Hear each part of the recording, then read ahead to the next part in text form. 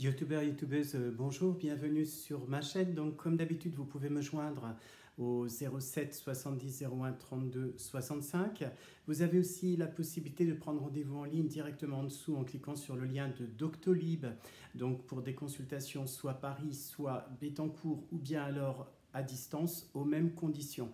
Je vous annonce aussi que mon site web va être en refonte, donc ponctuellement peut-être pas facilement accessible.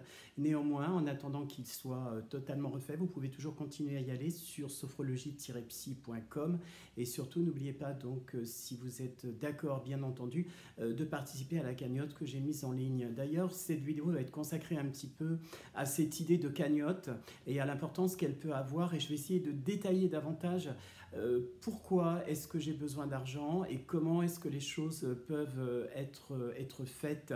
On m'a déjà fait comprendre que le sujet était peut-être pas suffisamment détaillé pour les internautes, donc je vais simplement essayer de vous expliquer en fait comment les choses vont se faire.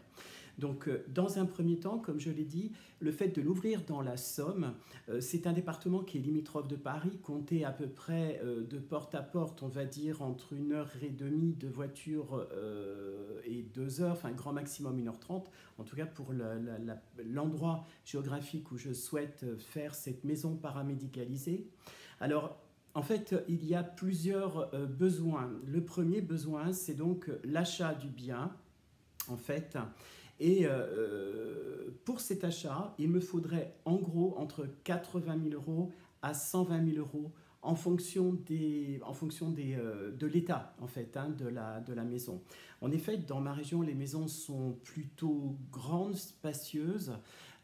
Généralement, il y a effectivement quelques travaux à faire à l'intérieur, mais à des prix, comme je viens d'indiquer, compte tenu du prix du marché, on peut arriver très largement à faire quelque chose et à sortir en tout cas un bien qui soit correct.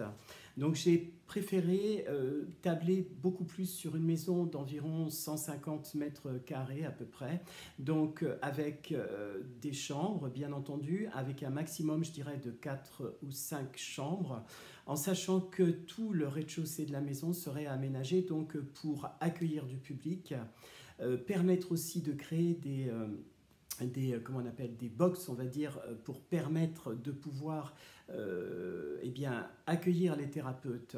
Donc, pour faire ce travail, effectivement, je devrais faire appel à une entreprise. Au jour d'aujourd'hui, j'ai des connaissances au niveau des entrepreneurs. Néanmoins, le bien est loin d'être acheté. Donc, je me suis fixé comme objectif pour l'achat de ce bien en vue donc de faire cette maison de 3 ans. Pour en revenir en fait à la partie technique de la maison, la loi nous oblige, dès qu'on fait une maison ouverte en fait au public, d'avoir aussi des aménagements pour les personnes handicapées, ce qui me paraît normal. Donc je compte à peu près entre 12 et 13 000 euros de travaux en fonction du bien choisi. Ensuite, au niveau des chambres, il me paraît important et obligatoire, en tout cas si on reçoit des personnes pour de l'hébergement d'urgence, d'avoir des chambres avec sanitaire et bien entendu des aménagements intérieurs qui permettent aussi aux personnes à mobilité réduite de pouvoir finalement se rendre dans les pièces donc, qui seraient situées à l'étage. Ça, c'est mon premier projet. Le second projet, peut-être moins onéreux au niveau de la mise en place, en tout cas de la structure, serait une structure de plein pied, bien entendu ouverte sur l'extérieur avec un jardin, avec une barrière, etc. Et surtout, en fait, une sécurité, une sorte d'alarme, ni plus ni moins, qui permettrait d'avoir en fait une sécurité absolue pour les personnes qui viendraient dans cette maison. Ça, c'est la partie financière. Je le répète, ce projet est dans ma tête clair. Il ne manque plus que les fonds pour le faire et c'est pour ça que j'appelle aux dons. Maintenant, parlons de la pratique, on va dire, pardon, de la pratique au niveau, notamment, des personnes que je souhaite recevoir dans ce cabinet des professionnels. Donc, j'ai contact déjà à quelques dizaines de kilomètres de chez moi avec plusieurs thérapeutes que j'ai rencontrés lors d'un salon, en fait, à Péronne, donc, qui m'ont proposé, effectivement, de se rassembler au sein d'une entité. Donc, je pense qu'on pourrait avoir dans cette maison sans problème un magnétiseur, un art thérapeute, un psychologue, pardon, un sophrologue, et en même temps quelqu'un qui pourrait permettre de faire du yoga. Voilà, donc apprendre un petit peu à se détendre, à se relaxer. Toutes ces personnes, bien entendu, ne pourraient pas être payées, en tout cas à la hauteur de ce qu'ils ou elles demanderaient. Ce qui veut dire que les consultations des personnes qui viendraient dans cette maison seraient tarifées de manière très basse, comme je l'ai dit, ne dépassant pas, à mon sens, 30 € maximum pour une heure, en tout cas comment est-ce que je peux dire ça, de consultation, voilà, enfin en tout cas avec les thérapeutes. Ensuite, l'idée, c'est d'arriver à pouvoir convaincre, en fait, l'importance du travail au niveau des acteurs locaux. Dans ma région, j'ai eu l'occasion de rencontrer il y a quelques semaines, en fait, dans les jeudis de l'entreprise, donc qui s'adresse en fait aux professionnels et acteurs professionnels de la Somme, donc entreprise, profession libérale, donc toutes ces personnes qui font vivre finalement la société, on va dire, en tout cas qui sont des créateurs d'emplois et qui génèrent aussi des projets et de l'investissement de la part de la région. J'ai eu l'occasion donc de rencontrer l'élu de ma région, avec qui nous avons donc discuté de ce projet de manière très rapide, puisque ça s'est fait lors d'un cocktail en fait, hein, donc on n'a pas forcément pu bien développer le projet, donc il est prévu que je le rencontre dès la rentrée pour pouvoir avec lui voir et surtout obtenir peut-être du département, si c'est possible, une aide supplémentaire. Ça, c'est donc pour structurer la partie, je dirais, financière et comment les choses vont être utilisées. Ensuite, il va y avoir, bien entendu, une communication qui va être faite au niveau donc, des maisons médicales, donc sous forme de CMS, donc centre médico-social ou bien centre médico-psychologique, cabinets médicaux. Vous en avez plusieurs autour en fait de l'endroit où j'habite. Vous en avez donc un à Nesle, donc vous en avez un autre à Ham. Vous en avez aussi un peu plus loin sur Noyon, dans l'Aisne, mais c'est quand même une distance relativement peu importante.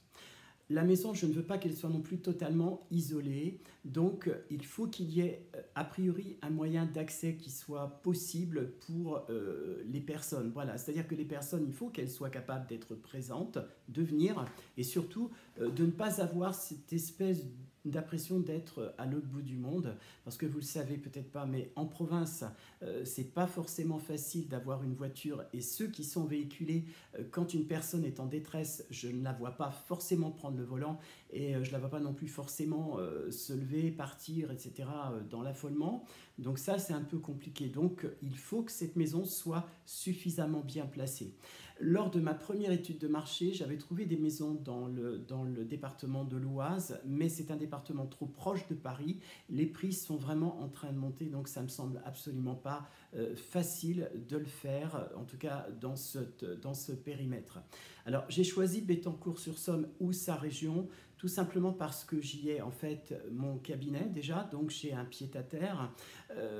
C'est un endroit où je travaille et où il me serait possible finalement de pouvoir être présent. Je l'ai dit aussi, en tout cas en ce qui concerne le projet, je n'ai pas l'intention de faire un projet, je vais me payer moi. C'est-à-dire que j'ai l'intention de continuer à la fois mon activité donc de consultation à mon cabinet, mais faire en sorte d'alléger au maximum les coûts que cela peut avoir. Et les coûts, eh bien, ils sont là, qu'on le veuille ou qu'on ne le veuille pas, et on est obligé de les assumer. Alors, les élus locaux à qui j'ai parlé sont intéressés par ce projet, mais ils m'ont proposé quelque chose qui peut-être serait un intermédiaire, c'est de mettre à ma disposition un local. Le problème, c'est que ce local ne permettrait pas un accueil d'urgence, un hébergement d'urgence de quelques jours. Voilà, donc ça me semble aussi important d'être bien conscient que l'achat du bien plus le fait d'en être finalement propriétaire permet de faire un certain nombre de choses et offre surtout la liberté. Une chose encore plus importante, c'est la structure administrative de cette association. Donc voilà, je l'ai dit, c'est associatif. Pour l'instant, la loi nous oblige, dans certains cas, si on est une association et qu'on accepte des biens, eh bien, d'être déclaré comme une entreprise. Association loi 1901, pour l'instant, j'ai besoin d'avoir d'autres renseignements avec des juristes en fait, pour me permettre de pouvoir être certain que cette chose soit possible.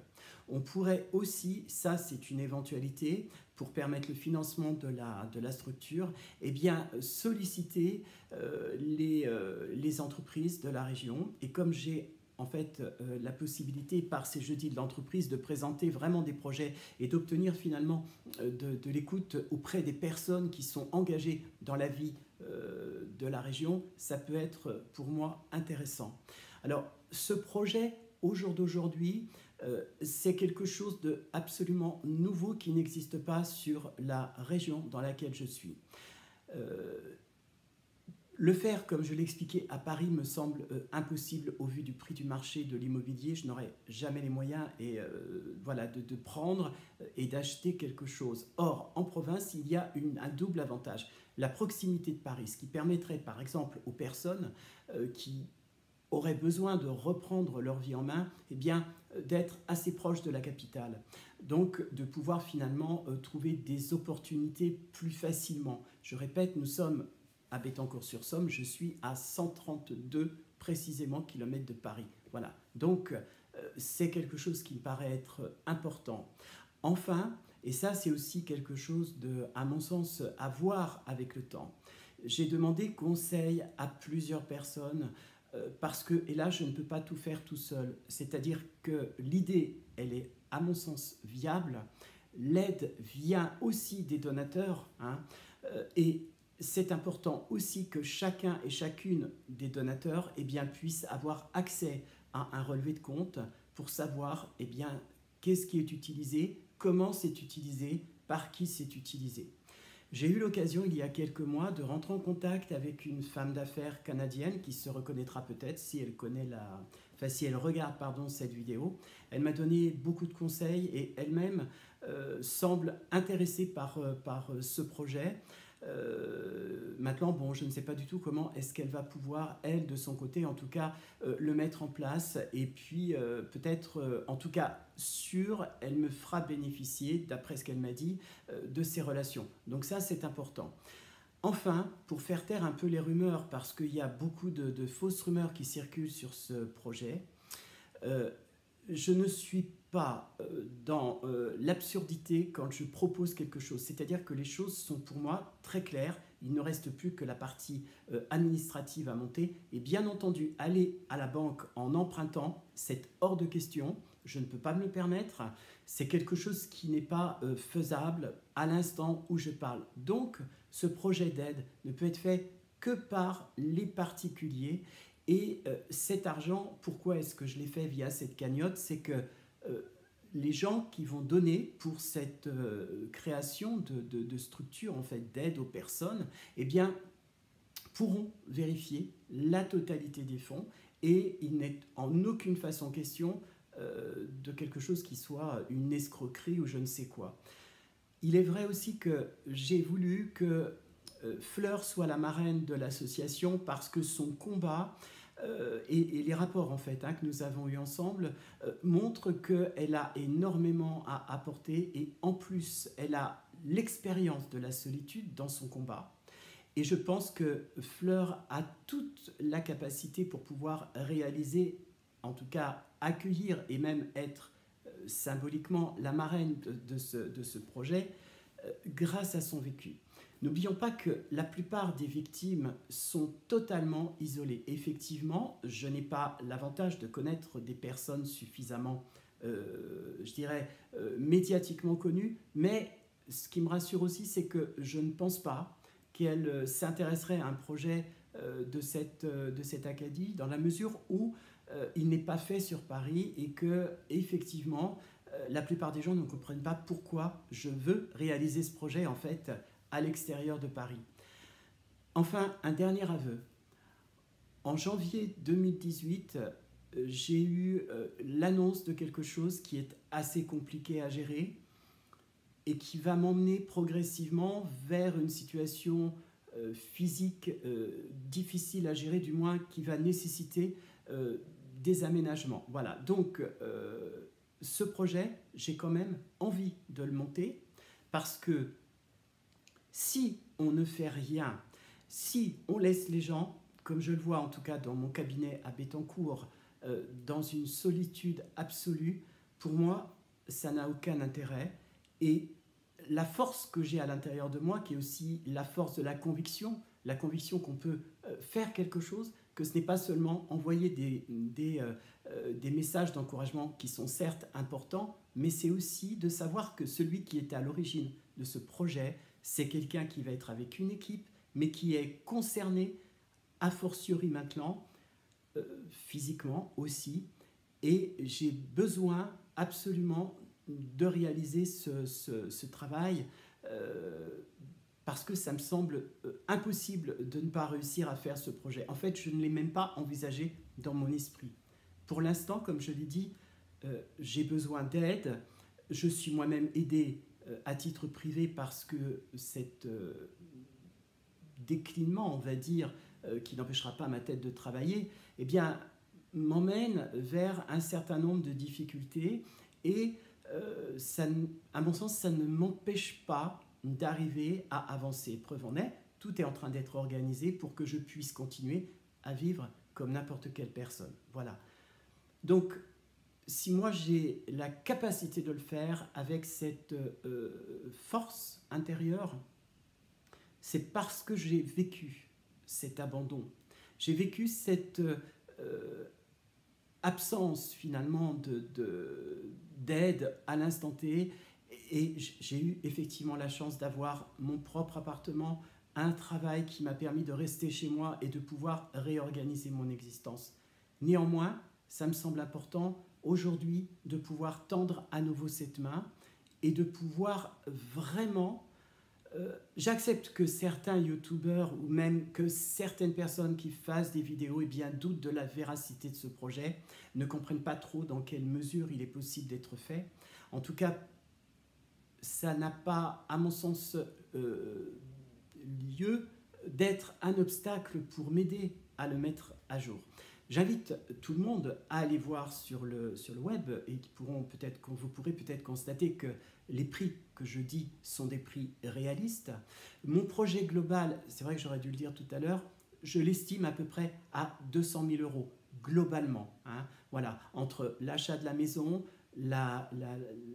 comment est-ce qu'elle va marcher, les frais de fonctionnement, etc. Donc tout ça devrait pouvoir être bouclé avec un budget maximal de 200 000 euros. Voilà, je pense que je vous en ai dit suffisamment pour aujourd'hui, pour ce projet. Je sais que ce n'est pas facile pour les gens d'entendre que j'ai besoin d'aide, mais n'oubliez pas d'aller sur onparticipe.fr. N'oubliez pas non plus que derrière cette histoire, il y a vraiment un vécu intrinsèque, quelque chose d'important à réaliser, cette maison d'accueil, parce que il y a trop de personnes abandonnées, il y a trop de personnes qui se retrouvent seules, il n'y a pas que des gens qui peuvent être aidés, et surtout des gens qui ont la force et la capacité de pouvoir se sortir de cette situation. Donc cette maison, elle est vraiment finalement comme un refuge, et ce refuge, j'y crois. J'ai encore un peu de temps devant moi pour réaliser ce projet. Voilà, donc je vous remercie pour m'avoir écouté. Je vous dis à tous à très bientôt. Merci encore. Ciao, ciao.